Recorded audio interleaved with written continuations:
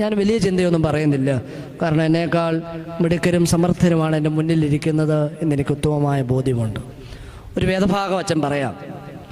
പരിശുദ്ധനായ പൗലോസ് ശ്ലീഹ, മോളെ മൈക്കൊന്നെടുക്കാം, മോളെ നല്ലവണ്ണം വേദോസം വായിച്ചു എടുക്ക്, മൈക്കെടുത്ത് വായിക്കണം പെട്ടെന്ന്, സ്പീഡ് കണ്ട. ഇവർക്കെല്ലാം വീട്ടിൽ പോകേണ്ടത്. അച്ഛനാണ് വീട്ടിൽ ചെന്നിട്ട് നല്ലൊരു ക്രിക്കറ്റ് കളിയുണ്ട്, അത് കാണണം. പെട്ടെന്ന് ചെല്ല, ആ മൈക്കും കൊണ്ട് ചെല്ല. അമ്മ അവിടെ ചെന്നിരുന്നു, അവിടെ ചെന്നിരുന്നു. പെട്ടെന്ന് വേദോസോട് ഉറക്കെ വായിക്കണം. ഇന്ന് ഈ അപ്പച്ചന്മാർക്കും അമ്മച്ചന്മാരുടെ എല്ലാ ഹൃദയത്തിൽ കൊള്ളണം ഈ വാക്കുകൾ കേട്ടോ. നിർത്തി ഭംഗിയായിട്ട് വായിക്കണം. എടുക്ക്.